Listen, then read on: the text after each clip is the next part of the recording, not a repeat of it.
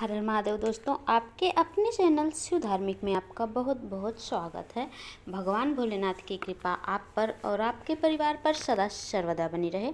एक समय नैमिष तीर्थ में शौनक आदि 88,000 ऋषियों ने श्री सूत जी से कहा, हे प्रभु, इस कलयुग में वेद विद्या रहित मनुष्यों को प्रभु भक्ति किस प्रकार मिलेगी तथा उनका उद्धार कैसे होगा।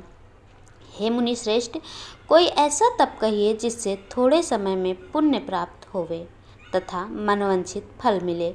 ऐसी कथा सुनने की हमारी इच्छा है।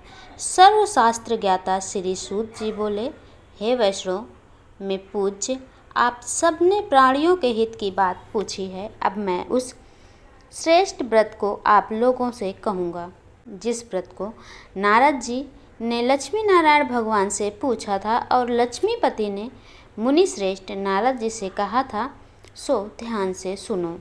एक समय योगी राज नारद जी दूसरों के हित की इच्छा से अनेक लोकों में घूमते हुए मृत्यु लोक में आ पहुँचे।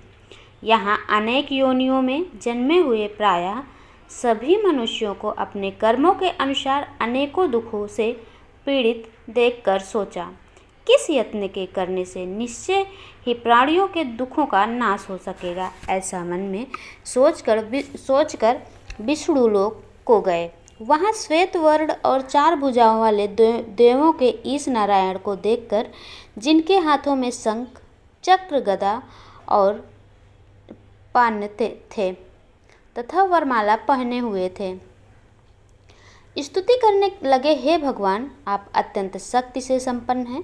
मन तथा वाणी भी आपको नहीं पा सकती। आपका आदि मध्य अंत भी नहीं है। आप निर्गुण स्वरूप सृष्टि के अधिभूत व भक्तों के दुखों को नष्ट करने वाले हो। आपको मेरा नमस्कार है। नारद जी से इस प्रकार की स्तुति सुनकर विष्णु भगवान बोले, हे मुनि श्रेष्ठ, आपके मन में क्या है? आपका किस काम के लिए आगमन हुआ है? आप निसंकोच कहें। तब नारद मुनि बोले, मृत्युलोक में सब मनुष्य जो अनेक योनियों में पैदा हुए हैं, अपने अपने कर्मों के द्वारा अनेक प्रकार के दुखों से दुखी हो रहे हैं। हे नाथ, यदि आप मुझ पर दया रखते हैं तो बतलाइए कि उन मनुष्यों के सब दुख थोड़े से ही प्रयत्न से कैसे दूर हो सकते हैं। श्री विष्णु भगवान जी बोले, हे नारद, मनुष्यों की भलाई के लिए तुमने बहुत अच्छी बात पूछी है। जिस काम के करने से मनुष्य मोह से छूट जाता है वह मैं कहता हूँ, सुनो। बहुत पुण्य देने वाला स्वर्ग तथा मृत्युलोक दोनों में दुर्लभ एक उत्तम व्रत है। आज मैं प्रेमवश होकर तुमसे कहता हूँ, श्री सत्यनारायण भगवान का यह व्रत अच्छी तरह विधि पूर्वक करके मनुष्य धरती पर आयु पर्यंत सुख भोग कर मरने पर मोक्ष को प्राप्त होता है। श्री भगवान के वचन सुनकर नारद मुनि बोले, हे भगवान, उस व्रत का फल क्या है, क्या विधान है और किसने यह व्रत किया था और किस दिन यह व्रत करना चाहिए, विस्तार से कहिए। विष्णु भगवान बोले, हे नारद, दुख शोक आदि को दूर करने वाला, धन धान्य को बढ़ाने वाला, सौभाग्य तथा संतान को देने वाला यह व्रत सब स्थानों पर विजयी करने वाला है। भक्ति और श्रद्धा के साथ किसी भी दिन मनुष्य श्री सत्यनारायण की प्रातः काल के समय ब्राह्मणों और बंधुओं के साथ धर्म परायण होकर पूजा करें। भक्ति भाव से नए वेद केले का लाभ होगा तथा माँ लक्ष्मी को प्रसन्न करने के लिए गेहूं का आटा सवाया लेवे और सब पदार्थों को भगवान के अर्पण कर देवे तथा बंधुओं सहित ब्राह्मणों को भोजन करावे। उसके पश्चात स्वयं भोजन करे। रात्रि में नृत्य गीत आदि का आयोजन कर सत्यनारायण भगवान का स्मरण करते हुए समय व्यतीत करे। इस तरह व्रत करने पर मनुष्यों की इच्छा निश्चय पूरी होती है। विशेष रूप से काली काल में भूमि पर यही मोक्ष का सरल उपाय है। कथा का दूसरा अध्याय। सूत जी बोले, हे ऋषियों, जिसने पहले समय में इस व्रत को किया है उसका इतिहास कहता हूँ, ध्यान से सुनो। सुंदर काशीपुरी नगरी में एक अत्यंत निर्धन ब्राह्मण रहता था। वह भूख और प्यास से बेचैन हुआ नित्य पृथ्वी पर घूमता रहता था। ब्राह्मणों से प्रेम करने वाले भगवान ने ब्राह्मण को दुखी देखकर बूढ़े ब्राह्मण का रूप धर करके उसके पास जा आदर के साथ पूछा, हे विप्र, तुम नित्य दुखी हुए पृथ्वी पर क्यों घूमते हो? हे ब्राह्मण, यह सब मुझसे कहो, मैं सुनना चाहता हूँ। ब्राह्मण बोला, मैं निर्धन ब्राह्मण हूँ, भिक्षा के लिए पृथ्वी पर फिरता हूँ। हे भगवान, यदि आप इससे छुटकारा पाने का कोई उपाय जानते हैं तो कृपया करके मुझे बताएं। वृद्ध ब्राह्मण बोला, हे विप्र, सत्यनारायण भगवान मनवांछित फल देने वाले हैं, इसलिए तुम उनका पूजन करो, जिसके करने से मनुष्य सभी दुखों से मुक्त हो जाता है। ब्राह्मण को व्रत का सारा विधान बतलाकर बूढ़े ब्राह्मण का रूप धारण करने वाले सत्यनारायण भगवान अंतर ध्यान हो गए। जिस व्रत को वृद्ध ब्राह्मण ने बतलाया है, मैं उसको करूँगा, यह निश्चय करने पर उसे रात में नींद भी नहीं आई। सवेरे उठ सत्यनारायण के व्रत का निश्चय कर भिक्षा के लिए चला। उस दिन उसको भिक्षा में बहुत धन मिला, जिससे बंधु बांधवों के साथ उसने सत्यनारायण भगवान का व्रत किया। इसके करने से वह ब्राह्मण सभी दुखों से छूटकर अनेक प्रकार की संपत्तियों से युक्त हुआ। उस समय से वह ब्राह्मण हर मास व्रत करने लगा। इस तरह सत्यनारायण भगवान के व्रत को जो करेगा वह मनुष्य सब दुखों से छूट जाएगा। इस तरह नारद जी से सत्यनारायण भगवान का कहा हुआ यह व्रत मैंने तुमसे कहा। हे विप्रो, मैं अब क्या कहूँ? ऋषि बोले, हे मुनीश्वर, संसार में इस ब्राह्मण को सुनकर किस किस ने इस व्रत को किया, हम वह सब सुनना चाहते हैं। इसके लिए हमारे मन में जिज्ञासा है। सूत जी बोले, हे मुनियों, जिसने इस व्रत को किया है, एक समय वह ब्राह्मण धन और ऐश्वर्य के अनुसार बंधु बांधवों के साथ व्रत करने को तैयार हुआ। उसी समय एक लकड़ी बेचने वाला बूढ़ा आदमी आया और बाहर लकड़ियों को रख कर ब्राह्मण के मकान में गया। प्यास से दुखी लकड़हारा उनको व्रत करते देखकर ब्राह्मण को नमस्कार कर कहने लगा, आप यह क्या कर रहे हैं? इसके करने से क्या फल मिलेगा? कृपया करके मुझको बताइए। ब्राह्मण ने कहा, सब मनोकामनाओं को पूरा करने वाला यह सत्यनारायण भगवान का व्रत है। इसकी ही कृपा से मेरे यहाँ धन धान्य आदि की वृद्धि हुई है। ब्राह्मण से इस व्रत के बारे में जानकर लकड़हारा बहुत प्रसन्न हुआ। चरणामृत ले प्रसाद खाने के बाद अपने घर को गया। अगले दिन लकड़हारे ने अपने मन में इस प्रकार का संकल्प किया कि आज ग्राम में लकड़ी बेचने से जो धन मिलेगा उसी से सत्यनारायण देव का उत्तम व्रत करूँगा। यह मन विचार में लाकर वह बूढ़ा ब्राह्मण लकड़ियाँ अपने सिर पर रखकर जिस नगर में धनवान लोग रहते थे, ऐसे सुंदर नगर में गया। उस दिन वहाँ पर उसे उन लकड़ियों का दाम पहले दिनों में से चौगुना मिला। तब वह बूढ़ा लकड़हारा दाम ले और अति प्रसन्न होकर पके केले, शक्कर, घी, दूध, दही और गेहूं का चूर्ण इत्यादि सत्यनारायण भगवान के व्रत की कुल सामग्रियों को लेकर अपने घर गया। फिर उसने अपने भाइयों को बुलाकर विधि के साथ भगवान का पूजन और व्रत किया। उस व्रत के प्रभाव से वह बूढ़ा लकड़हारा धन, पुत्र आदि से युक्त हुआ और संसार के समस्त सुख भोग कर बैकुंठ को चला गया। बोलो सत्यनारायण भगवान की जय। आओ बढ़ते हैं अब तीसरा अध्याय की तरफ। सूत जी बोले, हे श्रेष्ठ मुनियों, अब आगे की कथा कहता हूँ, सुनो। पहले समय में उल्कामुख नाम का एक बुद्धिमान राजा रहता था। वह सत्यवाक्ता और जितेंद्रिय था। प्रतिदिन देव स्थानों पर जाता तथा गरीबों को धन देकर उनके कष्ट दूर करता था। उसकी पत्नी कमल के समान मुख वाली और सती साध्वी थी। पुत्र प्राप्ति के लिए भद्रशिला नदी के तट पर उन दोनों ने सत्यनारायण भगवान का व्रत किया।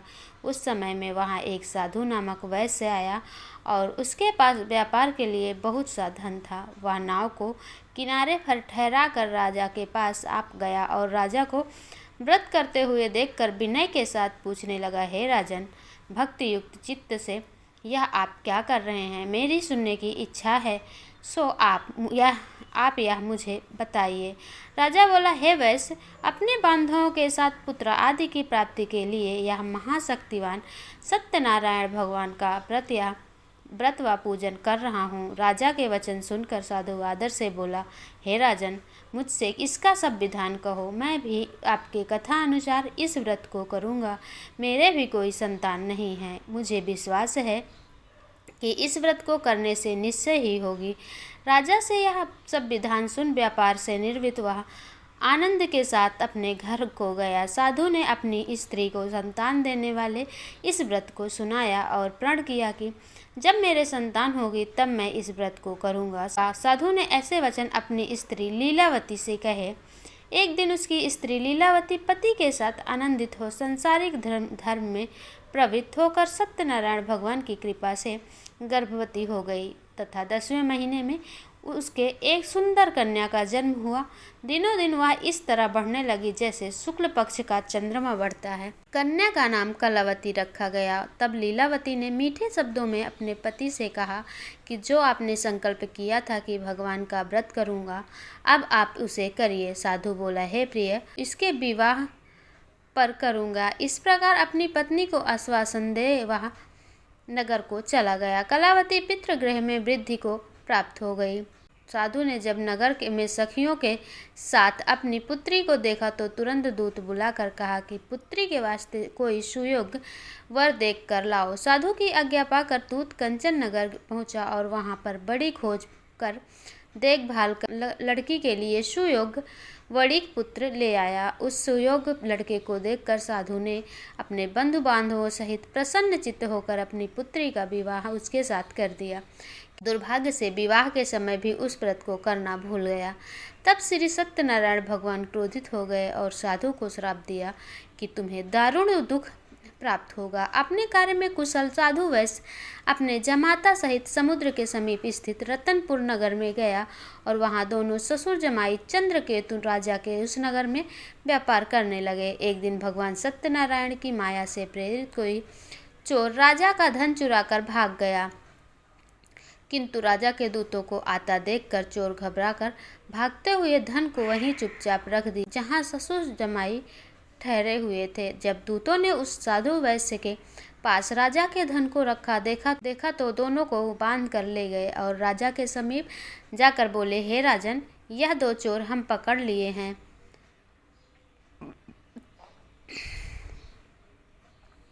देखकर आज्ञा दीजिए। तब राजा की आज्ञा से उनको कठोर कारावास में डाल दिया गया और उनका सब धन छीन लिया। सत्यनारायण भगवान के श्राप के कारण साधु वैश्य की पत्नी व पुत्री भी घर पर बहुत दुखी हुई। उनके घर पर जो धन रखा था चोर चुरा कर ले गए। शारीरिक व मानसिक पीड़ा तथा भूख प्यास से अति दुखित हुआ अन्न की चिंता में कलावती एक ब्राह्मण के घर गई। वहां उसने सत्यनारायण भगवान का व्रत होते देखा, फिर कथा सुनी तथा प्रसाद ग्रहण कर रात को घर आई। माता ने कलावती से कहा, हे पुत्री, अब तक कहाँ रही? वह तेरे मन में क्या है? कलावती बोली, हे माता, मैंने एक ब्राह्मण के घर में श्री सत्यनारायण भगवान का व्रत होता देखा है। कन्या के वचन सुनकर लीलावती भगवान के पूजन की तैयारी करने लगी। लीलावती ने परिवार और बंधुओं सहित श्री सत्यनारायण भगवान का पूजन किया और वर मांगा कि मेरे पति और दामाद शीघ्र घर आ जाएं। साथ ही प्रार्थना किया कि हम सबका अपराध क्षमा करो। सत्यनारायण भगवान इस व्रत से संतुष्ट हो गए और राजा चंद्रकेतु के स्वप्न में दर्शन देकर कहा, हे राजन, दोनों वैश्यों को तुमने बंदी बना रखा है, वे निर्दोष हैं, उन्हें प्रातः ही छोड़ दो और उनका सब धन जो तुमने ग्रहण किया है लौटा दो, नहीं तो मैं तुम्हारा धन, राज्य, पुत्र आदि सब नष्ट कर दूंगा। राजा से ऐसे वचन कहकर भगवान अंतर ध्यान हो गए। प्रातःकाल राजा चंद्रकेतु ने सभा में अपना स्वप्न सुनाया और फिर वणिक पुत्रों को कैद से मुक्त कर सभा में बुलाया। दोनों ने आते ही राजा को नमस्कार किया। राजा मीठे वचनों से बोला, हे महानुभावों, तुम्हें भावीवश ऐसा कठिन दुख प्राप्त हुआ है, अब तुम्हें कोई भय नहीं है। ऐसा कहकर राजा ने उनको नए नए वस्त्र आभूषण पहनाए और उनका जितना धन लिया था उससे दुगना धन देकर आदर सहित विदा किया। दोनों वैश्य अपने घर को चल दिए। बोलो सत्यनारायण भगवान की जय। आओ सुनते हैं अब चौथा अध्याय। सूत जी बोले, वैश्य ने मंगलाचार करके यात्रा प्रारंभ की है और अपने नगर को चला। उनके थोड़ी दूर निकलने पर दांडी वेशधारी सत्यनारायण ने उनसे पूछा, हे साधु, तेरी नाव में क्या है? अभिमानी वणिक हंसता हुआ बोला, हे दंडी, आप क्यों पूछते हो? क्या धन लेने की इच्छा है? मेरी नाव में तो बेल और पत्ते भरे हैं। वैश्य का कठोर वचन सुनकर भगवान ने कहा, तुम्हारा वचन सत्य हो। दंडी ऐसा कहकर वहां से दूर चले गए और कुछ दूर जाकर समुद्र के किनारे बैठ गए। दंडी के जाने पर वैश्य ने नित्य क्रिया करने के बाद नाव को ऊंची उठी देखकर अचंभा किया और नाव में बेल पत्ते आदि देखकर मूर्छित हो जमीन पर गिर पड़ा। फिर मूर्छा खुलने पर अत्यंत शोक प्रकट करने लगा। तब उसका दामाद बोला कि आप शोक ना करें, यह दंडी का श्राप है, अतः उनकी शरण में चलना चाहिए, तभी हमारी मनोकामना पूरी होगी। दामाद के वचन सुनकर वैश्य दंडी के पास पहुंचा और अत्यंत भक्ति भाव से नमस्कार करके बोला, हे भगवान, आपकी माया से मोहित ब्रह्मा आदि भी आपके रूप को नहीं जानते हैं, तब मैं अज्ञानी कैसे जान सकता हूँ? आप प्रसन्न होइए, मैं सामर्थ्य के अनुसार आपकी पूजा करूँगा। मेरी रक्षा करो और पहले के समान नौका में धन भर दो। उसके भक्ति युक्त वचन सुनकर भगवान प्रसन्न हो उसकी इच्छा अनुसार वर देकर अंतर ध्यान हो गए। तब उन्होंने नाव पर आकर देखा कि नाव धन से परिपूर्ण है। फिर वह भगवान सत्यनारायण का पूजन कर साथियों का सहित अपने नगर को चला। जब वह अपने नगर के निकट पहुंचा तब दूत को घर भेजा। दूत ने साधु के घर जा उसकी स्त्री को नमस्कार कर कहा कि साधु अपने दामाद सहित इस नगर के समीप आ गए हैं। ऐसा वचन सुनकर साधु की स्त्री ने बड़े हर्ष के साथ सत्यदेव का पूजन कर पुत्री से कहा, मैं अपने पति का दर्शन करके आती हूँ, तू कार्य पूर्ण कर शीघ्र आ जाना।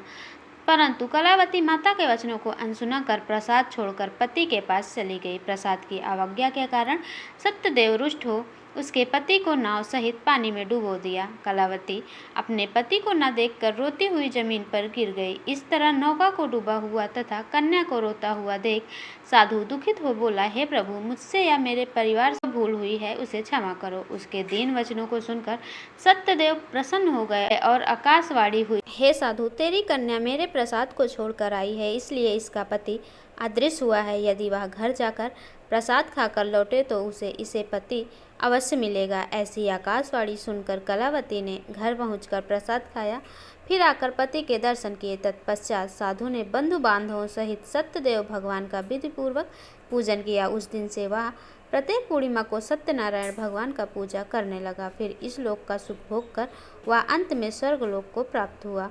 तो बोलो सत्यनारायण भगवान की जय।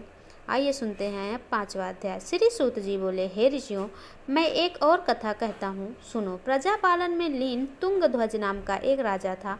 उसने भी भगवान का प्रसाद त्याग कर बहुत दुख पाया। एक समय वन में जाकर वन्य पशुओं को मारकर बड़ के पेड़ के नीचे आया। वहाँ उसने ग्वालों को भक्तिभाव से बांधवों सहित सत्यनारायण जी का पूजन करते देखा, परंतु राजा अभिमानवश देखकर वही वहाँ नहीं गया और ना नमस्कार किया। जब ग्वालों ने भगवान का प्रसाद उसके सामने रखा तो वह प्रसाद को त्याग कर अपनी सुंदर नगरी को चला गया।